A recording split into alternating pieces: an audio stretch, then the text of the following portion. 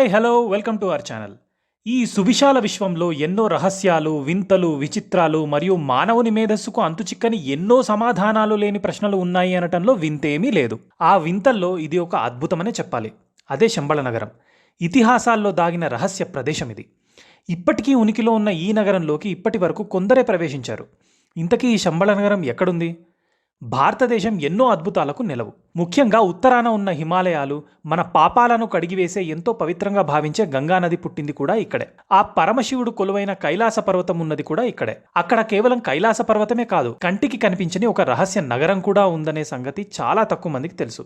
అదే శంబళ నగరం. విష్ణు పురాణంలోని దీని గురించి ప్రత్యేకంగా ఉంది. కలి ఆగడాల నుంచి కల్కి అవతారం చాలించే వరకు ప్రతి ఒక్క ఘటన ఈ శంబళ నగరంలోనే చోటు చేసుకున్నాయి. ఇంతకీ శంబళ అంటే ఏంటి? దీన్ని ఎవరు నిర్మించారు? విష్ణు పురాణాలకు దీనికి సంబంధం ఏంటి? ఆ నగరం ప్రత్యేకత ఏంటి? దీన్ని చూసిన వ్యక్తులు ఏం చెప్పారు? శంబళ అనేది సంస్కృత పదం. దీని అర్థం శాంతి ప్రదేశం లేదా నిశ్శబ్ద ప్రదేశం అని అర్థం. టిబెట్లో దీన్ని షాంగ్రిలా అని కూడా అంటారు. ఈ ప్రాంతాన్ని భూలోక త్రివిష్టకం అని కూడా అంటారు. త్రివిష్టకం అంటే సంస్కృతంలో స్వర్గం అని అర్థం. శంబళలో కూడా దేవతలు తిరుగుతారనే ఉద్దేశంతో దీన్ని భూలోక త్రివిష్టవంగా పిలిచారు. హైందవ పురాణాల్లో దీన్ని సిద్ధాశ్రమం అని పిలిచేవారు. ఆ పేరే ఇప్పుడు మార్పులు చెంది టిబెట్గా మారింది. ఈ ప్రాంతంలో బౌద్ధులు ఎక్కువ నివసిస్తుంటారు. దీని సరిహద్దుల్లోని చైనా భూభాగంలో ఉన్న కైలాస పర్వతం, మానస సరోవరం సమీపంలోనే రహస్య నగరం శంబళ ఉంది. అంతేకాదు, మహాభారతంలో పాండవులు సైతం ఈ రహస్య ప్రాంతానికి చేరినట్లు ఆధారాలు ఉన్నాయి. దీన్ని కేవలం కొంతమంది మానవులు మాత్రమే వీక్షించగలరు, ప్రవేశించగలరు. ఎలాంటి వారంటే అగస్త్యుడు, వశిష్ఠుడు, మార్కాండేయ, జమదగ్ని, విశ్వామిత్రుడు, అశ్వత్థామ వంటి పురుషులు, నేటి అచ్యుతానంద, విశుద్ధానంద, మౌనస్వామి తదితర యోగులు, ఋషులు ఇక్కడే తపస్సును ఆచరించారు. అంతేకాదు, అత్యంత పవిత్రమైన శంబళ నగరాన్ని కనులారా వీక్షించారు. మన పురాణాల్లో శ్రీరామాయణ బాలకాండలో విశ్వామిత్రుడు రామలక్ష్మణులను యాగం కోసం అడవులకు తీసుకెళ్తూ సిద్ధాశ్రమానికి తీసుకెళ్తాడు. వారితో తపస్సు చేయించి సిద్ధిని ప్రసాదిస్తాడు. అసలు దీన్ని ఎవరు నిర్మించారో తెలుసుకుందాం. పూర్వం ఒక రాజు ఋషులతో మహాయాగం నిర్వహించి వారికి అనేక బంగారు ఆభరణాలు, వేదికలు, మండపాలను దానమిస్తాడు. ఋషులు వాటిని ధరించలేరు గనుక రహస్యంగా ఒక ప్రాంతంలో దాచిపెట్టాలని నిర్ణయించుకుంటారు. అందుకు పరమశివుడిని ప్రార్థించి ఒక ప్రాంతంలో దాచిపెడతారు. అయితే ధర్మరాజు శివుడు ఆశీస్సులు పొంది ఋషులు దాచిన ఆ రహస్య ప్రాంతానికి చేరుకుని సంపదను పొందుతాడని పురాణాల్లో పేర్కొన్నారు. ఈ నగరం గురించి తెలుసుకునే ముందు మనం ఒకసారి విష్ణు పురాణాల్లోని కలి ప్రభావం, కల్కి అవతారాల గురించి తెలుసుకోవాలి. విష్ణు పురాణాల్లోని కల్కి అధ్యయనంలో శంబళం గురించి వివరించారు. ద్వాపర యుగాంతంలో శ్రీకృష్ణుడి నిర్యాణం తరువాత కలి ప్రవేశిస్తుంది. ఆ కాలంలో అధర్ముడు, అసత్య అనే దంపతులకు అంబుడు, మాయ అనే కుమారుడు, కుమార్తె జన్మిస్తారు. ఆ అన్న చెల్లెళ్ళు పెద్దవాళ్లై ఒకరినొకరు పెళ్లి చేసుకుంటారు. ఫలితంగా క్రోధ, హింస అనే పుత్రుడు, పుత్రిక పుడతారు. వారు కూడా తమ తల్లిదండ్రుల్లానే ఒకరినొకరు పెళ్లి చేసుకుని కలి అనే పుత్రుడికి జన్మనిస్తారు. అతడే కలియుగానికి అధిపతి అవుతాడు. నూనె కారుతున్నట్లుగా ఉండే శరీరం, నల్లని కాకి వంటి రంగు, నల్లని పెద్ద నోరు, ఎర్రని రక్తవర్ణంలో ఉండే కళ్ళు. కలి శరీరం నుంచి నిత్యం దుర్వాసన వస్తుంది. కలికాలంలో అధర్మం, అన్యాయాలు, దౌర్జన్యాలు పెరిగిపోతాయి. దైవాన్ని పట్టించుకోరు.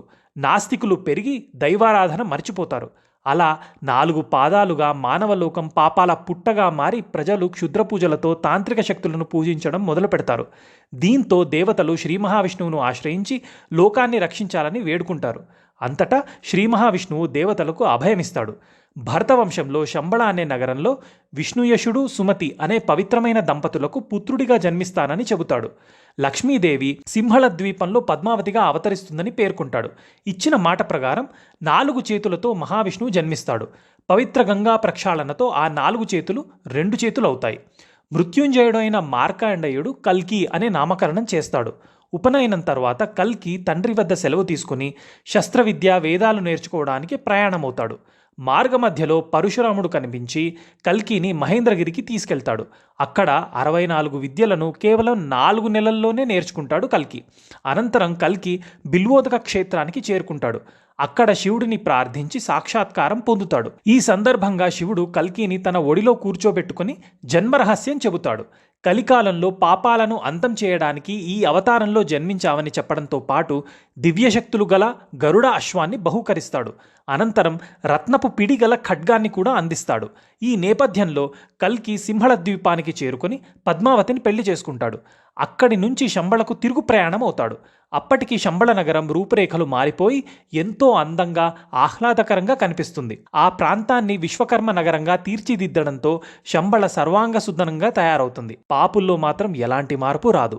దీంతో కల్కి అక్కడ అధర్ములను సంహరించి ధర్మ సంస్థాపన చేస్తాడు. దేవతలు శంబళకు వచ్చి కల్కిని దర్శించుకుంటారు. ఇదంతా మనకు విష్ణు పురాణాల్లో తెలుస్తుంది. ఇకపోతే ఈ నగరాన్ని చూడాలంటే సత్యం, ధర్మం, అహింసను పాటించే పుణ్యాత్ములకు మాత్రమే శంబళ నగరాన్ని చూసే భాగ్యం దక్కుతుందని పురాణాల్లో పేర్కొన్నారు. చిత్రం ఏమిటంటే కొందరు శంబళలోకి ప్రవేశించి అక్కడి అద్భుతాలను చూశామని, తగిన ఆధారాలు కూడా ఉన్నాయని చెబుతారు. శంబళ నగరాన్ని చూసిన వారిలో 1889లో జన్మించిన ఆనందమయి తాను అక్కడ 5000 ఏళ్ల నాటి ద్వాపరయుగానికి చెందిన సుమారు 20 నుంచి 25 అడుగుల ఎత్తుగల మనుషులను చూశానని చెప్పారు. రష్యాకు చెందిన హెలీనా హిమాలయాల్లోని అతి రహస్యమైన ప్రదేశాల అన్వేషణలో భాగంగా ఆమె శంబళకు చేరుకున్నారని చెప్పారు. తాను కూడా ద్వాపరయుగం నాటి మనుషులను చూశానని తెలిపారు. ఈ విషయాన్ని ఆమె రాసిన ఐసిస్ అన్వీల్డ్ ద సీక్రెట్ డాక్ట్రిన్లో రాశారు. వారితో ఉన్న కొన్ని ఫోటోలను కూడా ఆ పుస్తకంలో ప్రచురించారు. తమిళనాడులోని కుర్తలానికి చెందిన మౌనస్వామి కూడా శంబళ సిద్ధాశ్రమాల్లో తపస్సు చేశారని చెప్పారు. 1974లో నికోలస్ రోరెట్జ్ అనే ఒక రష్యా పరిశోధకుడు శంబళ నగరంపై అధ్యయనాలు చేశారు. ఆయన పరిశోధనలు ప్రపంచవ్యాప్తంగా వైరల్గా మారాయి. దీంతో శంబళ నగరం గురించి జర్మనీ నియంత అడాల్ఫ్ హిట్లర్కు కూడా సమాచారం అందింది. అల్టిమా తులే అనే టీంను హిట్లర్ హిమాలయాలకు పంపి పరిశోధనలు చేయించాడు. అయితే వారి శ్రమ ఫలించలేదు. శంబళ నగరాన్ని కనుగొనలేక వెనుతిరిగారు. చాలా ఏళ్ల తర్వాత వడ్డిపర్తి పద్మాకర్ 1980లో ఆయన హిమాలయాల్లోని ఓ గుహలో కఠోర తపస్సు చేస్తున్నప్పుడు విపరీతమైన మంచు తుఫాన్ ఏర్పడిందని, ఆ వాతావరణాన్ని తట్టుకోలేకపోతున్న సమయంలో ఓ సుమారు 20 అడుగుల ఎత్తైన వ్యక్తి తన తలని పట్టుకొని జనావాసాలు ఉన్న ప్రాంతంలో వదిలి వెళ్ళిపోయాడని ఆయన తెలిపినట్లు సమాచారం. ఇంతవరకు వెళ్ళిన వ్యక్తులు కేవలం శంబళ నగరంలోని మనుషులను మాత్రమే చూసి వచ్చినట్లు తెలుస్తుంది. అసలైన రహస్య నగరంలోకి అడుగుపెట్టడం వారికి సాధ్యం కానట్లు సమాచారం. టిబెట్ బౌద్ధ కుల చక్రం భారతీయ పురాణాల ప్రకారం శంబళ నగరం చుట్టూ 8 రేకుల కమలం ఆకారంలో పర్వతాలు ఉంటాయి. మధ్యలో స్ఫటిక శ్రీచక్రం ఉంటుంది. దాని చుట్టూ గొలుసుకట్టుగా పర్వతాలు ఉంటాయి. శంబళ రాజధాని పేరు కలాప. అందులోకి వెళ్లేందుకు కొన్ని సొరంగాలు ఉంటాయి. అందులో కోటి సూర్యకాంతుల కాంతితో సమానమైన చింతామణి అనే దివ్యమణి ఉంటుంది. సిద్ధ ఋషులు దానికి నిత్యం శివ, విష్ణు మంత్రాలతో అర్చన చేస్తారు. ఆ మణి కోరిన వరాలిస్తుందని ప్రతీతి. భవిష్యత్తులో దాన్ని కల్కి భగవానుడు ధరిస్తాడని పురాణాల్లో ఉంది. మరో ఆసక్తికర విషయం ఏంటంటే ఈ సృష్టి పుట్టిన రోజు నుంచి ఋషులు లిఖించిన గ్రంథాలన్నీ ఇక్కడ భద్రంగా ఉన్నాయి. ఇక్కడ ఉన్న తాళపత్రాలు మొత్తం 18 సంపుటాలుగా విభజించి భద్రపరిచినట్లు సమాచారం. టిబెట్ బౌద్ధ సన్యాసులు సైతం శంబళ నగరం గురించి చెబుతూ ఉంటారు. మణి పద్మాహం అనే మంత్రాన్ని వీరు నిత్యం జపిస్తారు. అయితే శంబళ నగరం నిజంగానే ఉందా అంటే దాన్ని ప్రత్యక్షంగా చూసిన వాళ్లే చెప్పగలరు. శంబళ నగరం అనేది ఇప్పటికీ అంతు చిక్కని మిస్టరీగానే మిగిలిపోయింది. మా ఈ వీడియో మీకు నచ్చినట్టయితే లైక్ చేసి, షేర్ చేసి, సబ్స్క్రైబ్ చేయండి. Thank you.